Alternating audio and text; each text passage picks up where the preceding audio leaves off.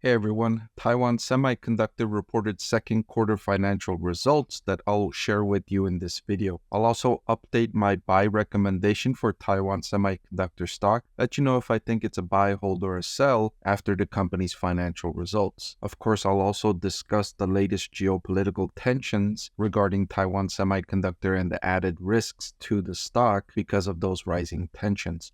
I'll do all that in this short video, so there's a lot to cover. I'm going to jump right in. I want to thank the Motley Fool for sponsoring this video.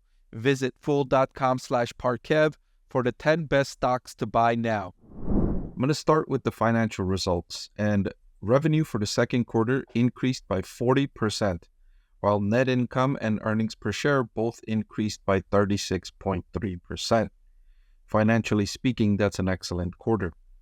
If you look at US dollars, the revenue totaled $20.82 billion, and the gross profit margin for the quarter was 53.2%, and operating profit margin at 42.5%. Taiwan Semiconductor has an excellent operating profit margin of 42.5%. It's one of the best of these types of large cap manufacturing companies. Looking ahead, management expects these good results to improve in the third quarter. In the third quarter, they expect their business to be supported by strong smartphone and AI-related demand for our leading-edge process technologies. And I'll go into more detail about Taiwan Semiconductor's diversification among end-use cases, whether it be smartphones or data centers or automotive, and I'll break down how their business is doing with those different sectors. So management expecting in US dollars between $22.4 billion and $23.2 billion in revenue. As I highlighted earlier, in the second quarter, they generated $20.82 billion. So management expecting a roughly $2 billion increase quarter over quarter in revenue in US dollars. They're also expecting an improvement in the gross profit margin to 53.5% and 55.5% range, so 54.5% at the midpoint. That would be an improvement from 53.2% in the second quarter. Similarly, an operating profit margin of 43.5% at the midpoint expected would be an improvement for the 42.5% in the second quarter. In other words, management expecting improvements across the board around their business for the next quarter. All right, so I wanted to break down their business segment and technology segment revenue. And one interesting thing to note is their latest generation, 3 nanometer technology, increased to 15% of revenue in the second quarter 2024. That was up from 9% in the first quarter 2024. And this was non-existent last year in the same quarter. This is the newest technology. And in nanometers, the smaller nanometer number, the more advanced the technology. So 3 nanometer is more advanced than 5 nanometer, which is more advanced than 7. And you see that its latest 3 nanometer technology is gaining traction, gaining adoption widespread by business, and it's already investing in the next generation 2 nanometer technology, which will come out, management has discussed, somewhere around the 2026 timeline. And then when we're looking at net revenue by platform, you can see high performance computing is gaining traction, up to 52% in revenue in the second quarter 2024. That was up from 46% in the first quarter 2024 and from 44% in the second quarter 2023. High performance computing, in other words, is the data centers for artificial intelligence. That's where those high performance computing revenue are concentrated. Management saying high performance computing and smartphone revenue represented 52% and 33% of net revenue respectively, while other segments were all in the single digits. Now, the management team is expecting improvement from smartphone revenue as smartphones become infused with artificial intelligence technology.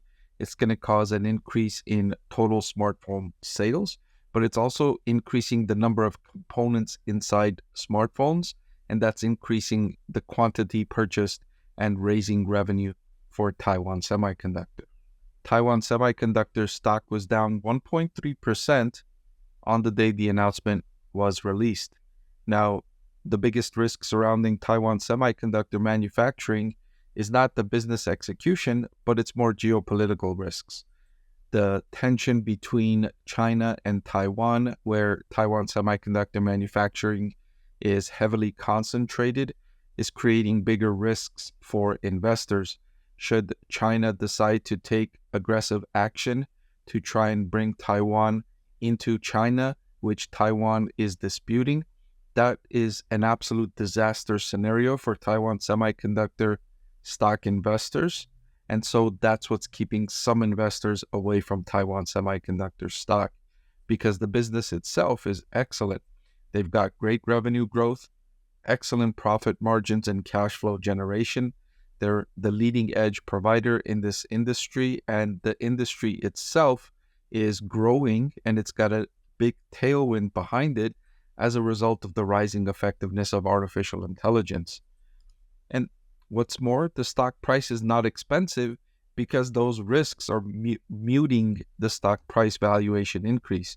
Taiwan Semiconductor is trading at a forward price to earnings of 20.6, which I think is a relatively cheap valuation for a company with its prospects, its profitability, its competitive advantages. And so to answer the question, do I think Taiwan Semiconductor stock is a buy after these earnings results? I say the answer is yes. I had Taiwan Semiconductor stock rated as a buy all year long. I last updated that recommendation on May 21st, and today, after I've evaluated Taiwan Semiconductor's latest financial results, I'm reiterating my buy recommendation for Taiwan Semiconductor stock for all of the reasons I mentioned in the video. Now, remember, I also highlighted the big risk with the geopolitical tension.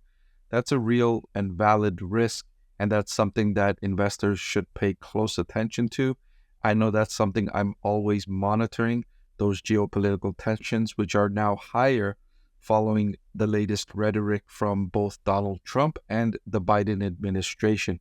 So that's something I'll keep you posted on should there be any major changes. Before I let you go, let me tell you about the greatest deal on YouTube. With just a click of a button, you can get free financial analysis from a professor with decades of investing experience. So what are you waiting for? Hit that subscribe button, and I'll see you again soon.